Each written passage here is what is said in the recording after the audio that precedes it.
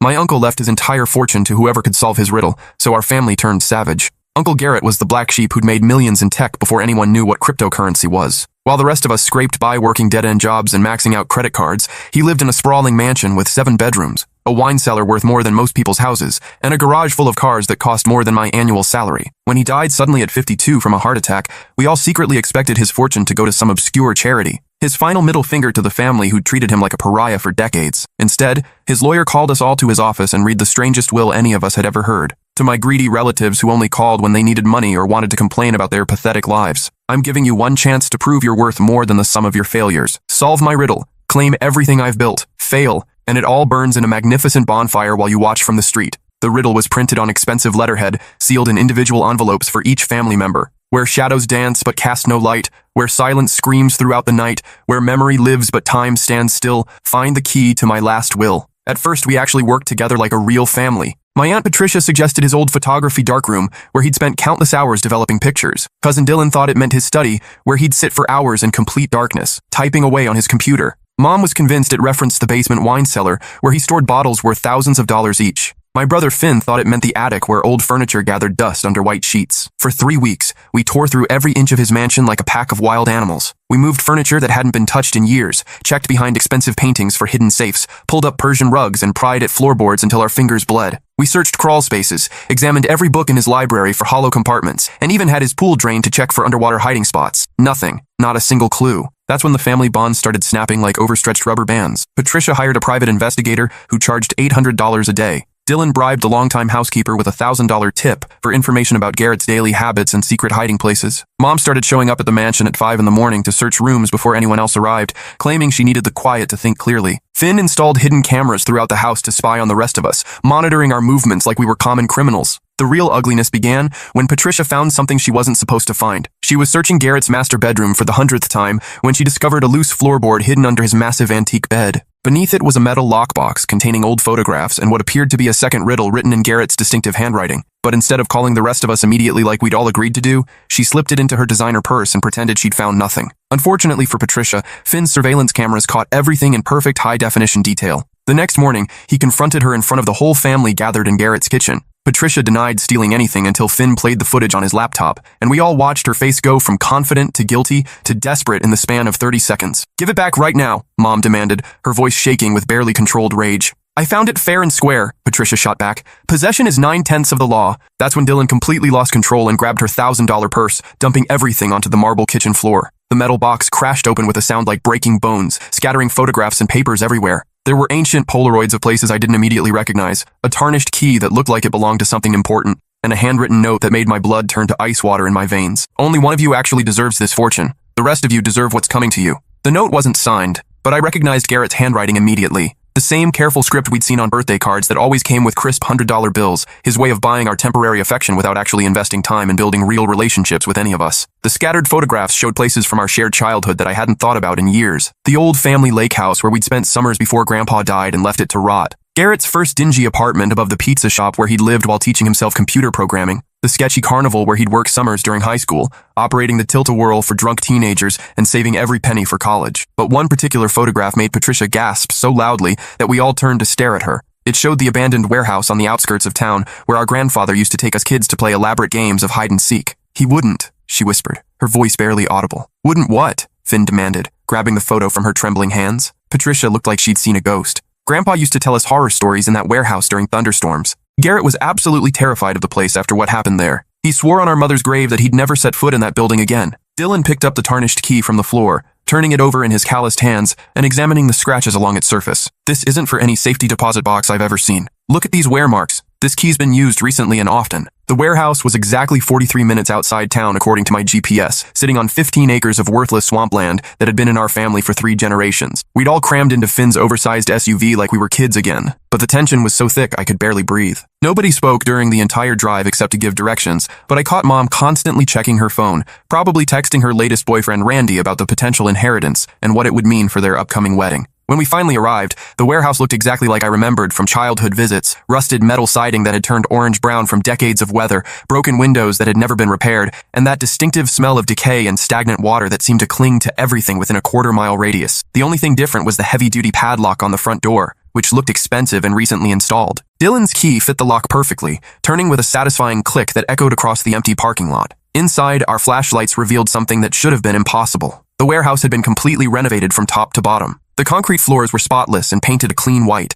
The walls had been insulated and covered with fresh drywall. Professional lighting fixtures hung from the exposed ceiling beams. And there, positioned in the exact center of the cavernous space, sat an antique wooden table with 5 chairs arranged in a perfect circle. On each chair sat a manila envelope with our names written in Garrett's careful handwriting. "This is absolutely insane," Finn muttered under his breath, but he was already walking toward his designated chair like he was hypnotized. My envelope contained another riddle, but this one felt different, more personal and menacing. "Before you stands your final test, one truth will put your greed to rest. Choose wisely what you value most, or join me as a warning ghost." Beneath the riddle was a typed confession that made my stomach turn, and my hands shake so violently I could barely hold the paper steady. When we were kids, maybe 15 years ago, Garrett had been watching us play an elaborate game of hide-and-seek in this exact warehouse when a section of the rotted floor suddenly collapsed without warning. Dylan, who was only 8 at the time, had fallen through the hole and landed hard on a pile of rusted machinery in the basement. His leg was broken so badly that jagged bone pierced through the skin, and blood was pooling around him at an alarming rate. The rest of us kids had panicked and run screaming for the adults, but Garrett, who was 13 and already bigger than most teenagers, had stayed behind and climbed down into that dark basement. He'd used his favorite shirt to create a tourniquet, applying pressure to the wound and talking calmly to Dylan to keep him conscious until the paramedics arrived 20 minutes later. According to the emergency room doctor, Dylan would have bled to death without immediate intervention. But that's not the story our family had been telling for the past 15 years. Patricia, who was 14 at the time and already showing signs of the jealousy and manipulation that would define her adult personality, had convinced our parents and everyone else that Garrett had actually caused the accident. She claimed he'd been daring Dylan to jump across the weak section of floor, egging him on and calling him a coward when he hesitated. She'd been furious that summer because Garrett always got the most attention from the adults. He was smart, funny, and charming in a way that made everyone gravitate toward him at family gatherings. Patricia had always been average at everything. Average grades, average looks, average personality, and she couldn't stand being overshadowed by her younger cousin. So she'd lied, crafting a detailed story about Garrett's reckless behavior and coaching the younger kids on what to say when the adults asked questions. Our parents believed her because Garrett already had a reputation as the family troublemaker, not because he was actually bad, but because he questioned authority and refused to pretend everything was perfect when it clearly wasn't. He'd spent the next 15 years being treated like a dangerous criminal for saving Dylan's life. I looked around the table at my family members, watching their faces as they read their own versions of the truth. Dylan was staring at his envelope with growing horror, his mouth hanging open as memories from that day began surfacing. Mom had gone completely pale and was gripping her chair so tightly her knuckles had turned white. Finn looked confused and overwhelmed. He'd been too young to remember the incident clearly, but old enough to absorb the family narrative about Garrett being dangerous. Patricia was crying silently, mascara streaming down her cheeks in black rivers. "I was just a kid," she sobbed, her voice breaking. "I didn't understand what it would mean. I didn't know it would follow him for the rest of his life." "You destroyed his relationship with our parents," Dylan said quietly, his voice filled with a pain I'd never heard before. "He tried to tell them the truth, begged them to listen, but they'd already decided he was lying. They chose to believe you instead of investigating what actually happened. That's when I noticed the cameras. 4 professional-grade security cameras positioned in each corner of the warehouse, their small red recording lights blinking steadily in the shadows. We were being filmed and had been since the moment we walked through the door. A voice suddenly echoed from hidden speakers mounted throughout the building. Garrett's voice. But the recording was obviously recent, probably made just days before his death. "If you're hearing this message, you've successfully solved my riddle and learned the truth about what really happened in this warehouse 15 years ago. Congratulations on finally deciding to face reality. You've also just confessed your crimes on camera in front of multiple witnesses." Patricia looked up at the nearest camera with tear-filled eyes, her carefully applied makeup now completely ruined. "Garrett, please, I'm sorry. I was young and stupid and jealous, but I never meant—" "Patricia," the recording continued, and I could hear the cold fury in my uncle's voice even through the speakers. "You stole 15 years of family relationships from me with your lie. You cost me my parents' trust, my siblings' love, and any chance of having a normal relationship with the people who should have mattered most. That betrayal is worth exactly $15 million. Multiple screens mounted on the walls suddenly lit up, displaying legal documents in Garrett's distinctive filing system. Patricia's name appeared as the sole beneficiary of his primary estate, but there were conditions listed in small print that made her face go even whiter. "The money comes with strings attached, dear cousin. You have exactly 1 year to publicly confess your lie to every person you told it to, starting with our parents' graves. You'll establish a foundation for falsely accused children, and you'll spend the rest of your life trying to undo the damage you caused. Fail to meet any of these conditions, and the money goes to charity while your confession video gets uploaded to every social media platform on Earth." Finn jumped up so violently that his chair toppled backward and crashed to the floor. "This is complete bullshit. Patricia lied, not the rest of us. Why should we be punished for something she did? But you never questioned it, did you?" the recording replied, as if Garrett had anticipated this exact reaction and prepared a response. 17 years have passed, and none of you ever bothered to ask Dylan what he actually remembered from that day. You just accepted that your brother was a monster because it was easier than admitting you might have been wrong. Dylan's envelope contained different documents entirely. A trust fund worth $2 million, but also a letter that made him break down sobbing. Dylan. Garrett's voice became softer, filled with the warmth I remembered from our childhood. I'm sorry I never had the courage to tell you the truth while I was alive. You deserve to know that someone fought for you that day. You deserve to know that you were worth saving, and that I never regretted staying behind to help you. I hope this money can buy you some of the therapy our family should have provided years ago. Mom's envelope was nearly empty, except for a single devastating sentence written on expensive letterhead. A mother who doesn't defend all her children equally doesn't deserve wealth or forgiveness. Finn's envelope contained a check for $50,000 and a note that was somehow both generous and brutal. You were 5 years old when this happened, so you're not responsible for the lie. But you're 22 now, old enough to think for yourself instead of blindly accepting family mythology. This money is for college. Learn to question everything, especially stories that make one person a hero and another person a villain. My envelope held the biggest shock of all. My dear niece, Garrett's voice continued from the speakers. You never believed Patricia's lie, did you? Not completely. He was absolutely right, and the accuracy of his observation made my skin crawl. I'd been 7 years old that day, but old enough to remember Garrett's bloody shirt and how gentle he'd been with Dylan while we waited for the ambulance. I'd also been old enough to notice the inconsistencies in Patricia's story when she told it to the adults later. I watched you struggle with that secret for years during family gatherings. I saw how it ate at you, especially during holiday dinners when someone would inevitably bring up the warehouse incident and paint me as the villain. You tried to tell your mother the truth once when you were 12, but she shushed you and told you not to contradict Patricia. My envelope contained legal documents making me the executor of a separate trust fund, $3 million designated specifically for truth-tellers who find their courage too late but still choose to do the right thing. The cameras recording this conversation will automatically upload the footage to every family member's social media accounts in exactly 1 hour, Garrett's voice announced with mechanical precision. The video will be tagged with everyone's real names and employers. Unless someone takes full responsibility for what really happened that day, your confessions will become public knowledge. Patricia looked around the table desperately, her eyes wild with panic. I'll tell everyone the truth. I'll post on Facebook. I'll call everyone we know. I'll fix this somehow. 17 years too late, Dylan said quietly, but there was something like forgiveness in his voice. That's when Mom surprised us all by doing something I'd never seen her do in my entire life. She took responsibility for her own failures. No, she said, standing up slowly and walking to the center of the room. I need to take responsibility too. She positioned herself directly in front of the largest camera and looked straight into the lens with more dignity than I'd ever seen her possess. My name is Rebecca Thorne, and I failed my son in the worst possible way. When Patricia told us that Garrett caused Dylan's accident, I should have investigated further. I should have asked more questions. I should have listened to Garrett's side of the story with an open mind, instead of immediately assuming he was lying. Her voice broke, but she continued. Instead, I chose the easy story. I chose to believe that one of my sons was a hero who tried to help, and the other was a dangerous troublemaker who couldn't be trusted. I chose convenience over truth, and Garrett paid the price for my failure as a mother for the rest of his short life. The recording stopped abruptly. The cameras shut off with audible clicks. For several long minutes, the warehouse was completely silent except for the sound of Patricia's muffled sobbing and the distant hum of traffic on the highway. Then Finn started laughing. Not the sound of humor, but the kind of bitter, hollow laughter that comes when someone realizes their entire life has been built on lies and false assumptions. So what happens now? He asked, his voice cracking. Do we all just pretend this never happened and go back to our miserable lives? No, Dylan said firmly, standing up with more strength than I'd seen from him in years. Now we do what Garrett actually wanted us to do. We tell the truth, even when it's uncomfortable. We stop protecting people who don't deserve protection. We start being the family he deserved to have. 6 months later, Patricia had used her inheritance to establish the Garrett Thorne Foundation for wrongly accused children, providing legal aid and counseling services for kids who'd been blamed for things they didn't do. The foundation's first major case involved a teenage boy who'd been expelled from school based on false accusations from a jealous classmate. Patricia saw herself in both the accuser and the accused, and fought harder for justice than anyone expected. Dylan donated his entire trust fund to expand the foundation's reach, saying that money couldn't buy back his lost relationship with Garrett, but it might prevent other families from making the same mistakes. He also started therapy and began speaking publicly about the long-term effects of childhood trauma and family scapegoating. Mom used her savings to commission a memorial garden in Garrett's honor at the local hospital where Dylan had been treated. She spent her retirement volunteering there, reading to children in the emergency room and advocating for better communication between medical staff and families during crises. Finn used his college money to study criminal justice and psychology, saying he wanted to help other people who'd been falsely accused of crimes or family dysfunction.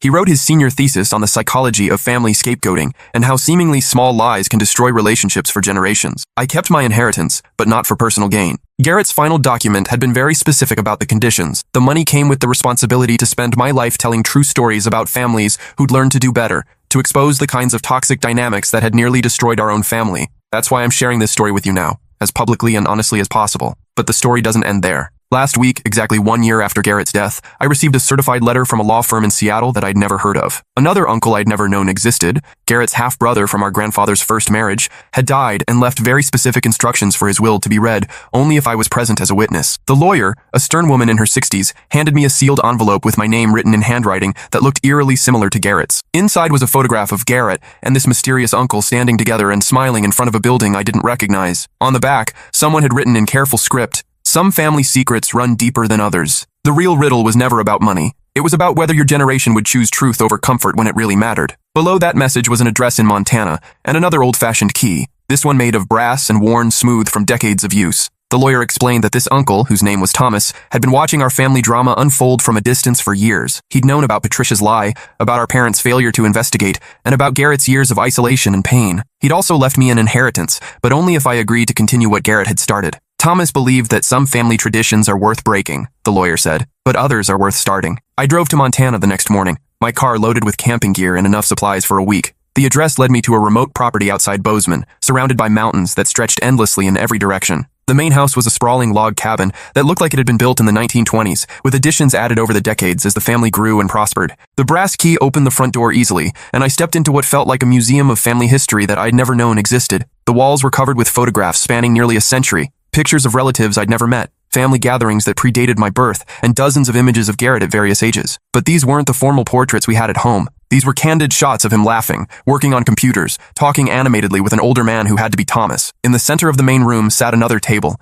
this one carved from a single piece of oak and polished to a mirror shine. On it was a leather-bound journal and a note in Thomas's handwriting. "If you're reading this, it means you chose truth over comfort when it mattered most. Garrett told me about your family's dynamics years ago. He also told me about you, how you were the only one who ever questioned Patricia's story, even as a child. He believed you had the strength to break the cycle." I opened the journal and found pages upon pages of family history that no one had ever shared with us. Thomas had been documenting our family's patterns of dysfunction for decades, tracking how lies and manipulation had been passed down through generations like genetic diseases. Our grandfather, the man we'd all remembered as a loving patriarch who told stories and took us on adventures, had actually been an alcoholic who'd abandoned his first wife and son when Thomas was only 3 years old. He'd reinvented himself completely, marrying our grandmother and creating a new family while pretending his previous life had never existed. The pattern repeated with our parents' generation. Our father had covered up a hit-and-run accident in college, letting an innocent classmate take the blame and serve 2 years in prison. Our mother had stolen money from her employer to pay for our house, then manipulated the company's accounting system to frame a coworker for the theft. Garrett had discovered these secrets during his teenage years,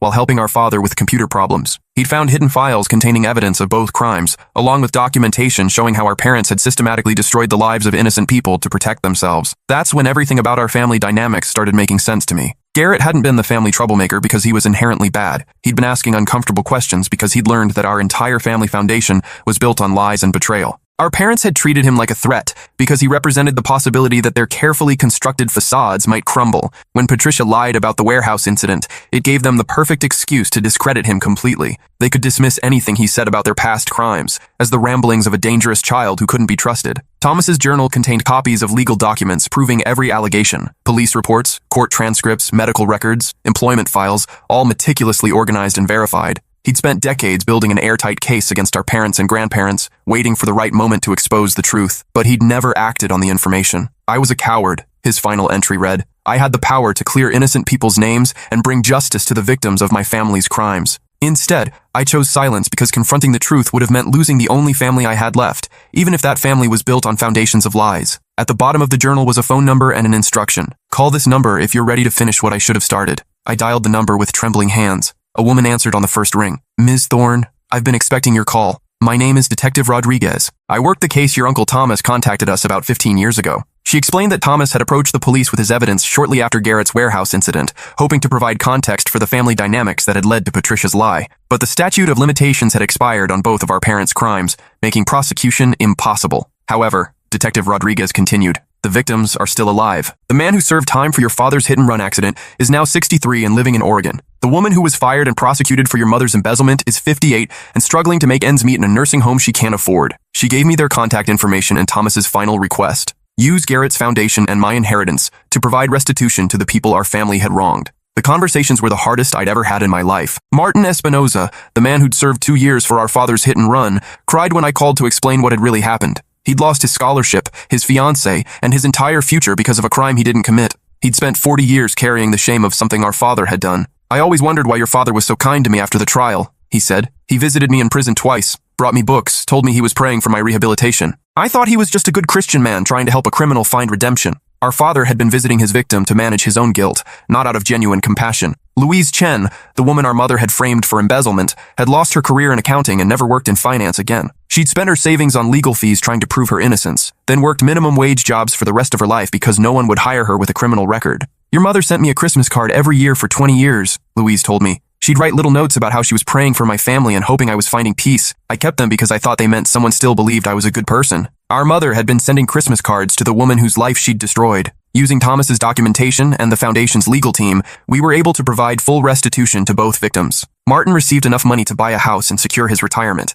Louise's criminal record was expunged, and she received compensation that covered her lost wages and pension contributions over 4 decades. But the most difficult part was yet to come. Thomas had left specific instructions for handling our parents' reactions to the revelations. They were both still alive, though our father was in early-stage dementia, and our mother was living in an assisted care facility after a stroke. I drove to the care facility with copies of all the evidence, knowing this conversation would destroy what little remained of our family relationships. Mom was sitting in her wheelchair by the window when I arrived, staring out at the garden with a blank expression that had become her default since the stroke. Her speech was limited, but her mind was still sharp enough to understand what I was showing her. I spread the documents across the table in front of her and watched her face change as she recognized her own handwriting on the forged accounting records. Martin, Louise, she whispered, the only 2 words she managed to speak during our entire conversation. I explained how Thomas had documented everything, how the victims had suffered for decades, and how we were using Garrett's foundation to provide restitution. I told her about the Christmas cards she'd sent to Louise, and how they'd been received by a woman who had no idea why her life had been destroyed. Mom started crying, not the gentle tears of an elderly woman, but the raw, devastating sobs of someone whose entire sense of self was crumbling. When I was finished explaining everything,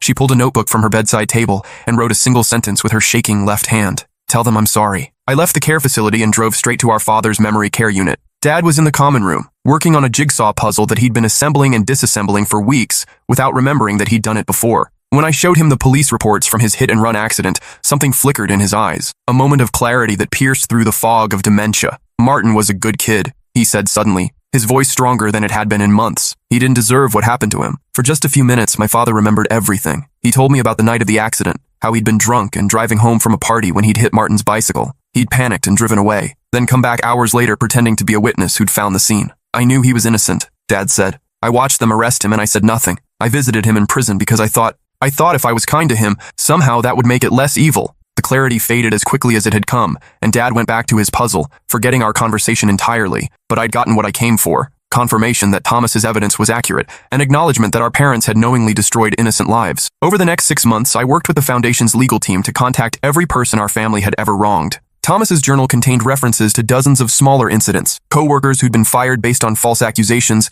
classmates who'd been bullied into silence, neighbors who'd been isolated and ostracized for questioning our family's version of events. Each conversation was like performing surgery on my own soul, cutting away pieces of the identity I'd built around being part of a good family. But each conversation also brought healing to people who'd carried undeserved shame for decades. The most surprising call came from Patricia herself. I found something in Garrett's house, she said, her voice barely audible, hidden in his bedroom wall. I think you need to see it. I drove to Garrett's mansion, which Patricia had been slowly cleaning out as part of her foundation work. She led me to his bedroom, where she discovered a hidden compartment behind his headboard. Inside was a collection of letters, dozens of them, all addressed to our family members but never sent. I wrote these over the years when I couldn't sleep, one letter to me began. I wanted you to know that I saw you trying to tell the truth when you were 12. I saw how Mom silenced you, and I wanted to tell you that I knew you believed me. But I was afraid that acknowledging it would put you in the same position I was in, isolated and blamed for things you didn't do. The letters to Dylan were filled with medical advice and emotional support that Garrett had researched but never shared. I've been following your physical therapy progress through Mom's Facebook posts, one read.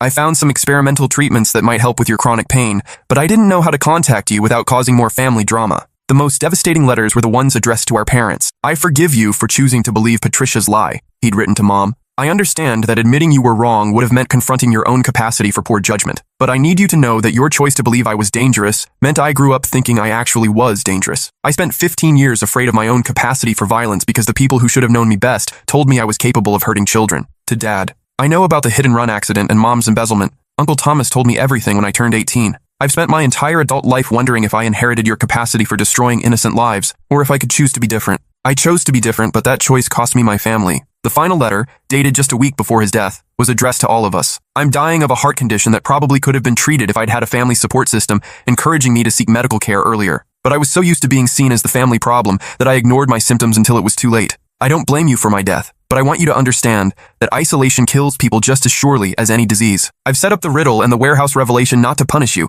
but to give you a chance to choose truth over comfort. If you're reading this letter, it means you made the right choice. It means the next generation of our family might actually have a chance to be healthy. The foundation isn't about my legacy. It's about giving other falsely accused children the support system I never had. It's about breaking the cycle of lies and manipulation that has defined our family for 4 generations. Thomas has more information about our family history. He's been too afraid to share it while he's alive, but he's left everything to you, my dear niece, because he believes you have the strength to handle the truth. Some stories are meant to end. Others are meant to transform into something better. I love you all, even though I couldn't figure out how to maintain relationships with you while also maintaining my integrity. Choose better for your children. Patricia and I cried together in Garrett's empty bedroom, mourning not just his death, but the relationship we could have had if our family had chosen truth over convenience decades ago. 2 weeks later, Thomas's lawyer contacted me with information about a final request. Thomas had purchased property in Montana specifically to establish a retreat center for families dealing with false accusations, scapegoating, and generational trauma. The buildings were already constructed. They just needed staff and programming. He wanted it to be called the Garrett Thorne Center for Family Truth, the lawyer explained. He hoped you'd consider running it.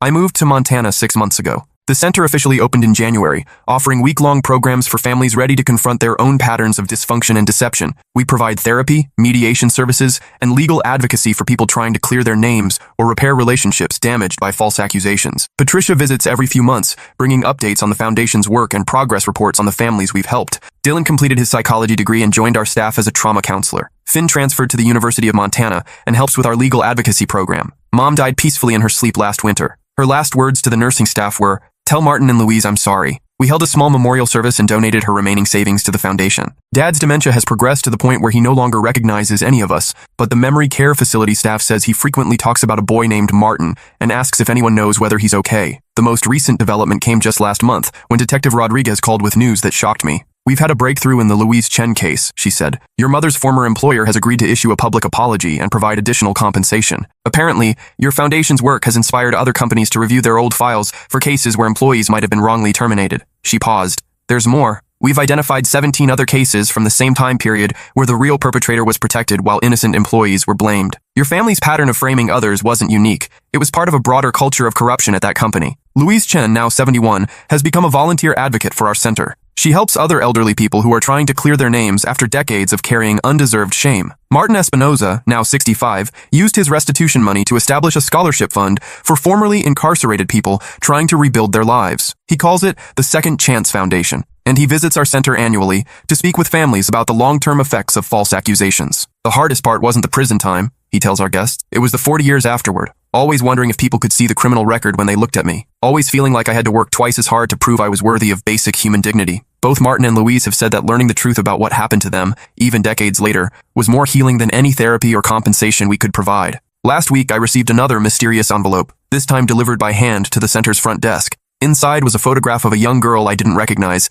standing in front of a house that looked familiar but which I couldn't quite place. On the back was written, "Garrett had a daughter. Her name is Emma. She's 22 now, and she's been waiting her entire life to meet her family. She's also been waiting for someone to tell her the truth about why her father never contacted her." Below that was an address in Portland and a phone number. "I'm driving to Portland tomorrow morning. Some family stories never really end. They just reveal new chapters when you're finally ready to handle the truth." Emma answered the phone on the first ring, as if she'd been waiting by it for years. "Is this about my father?" she asked before I could introduce myself. "Yes," I said. "I'm your cousin, and I have a lot to tell you. The cycle of secrets ends with my generation. The cycle of truth begins with hers.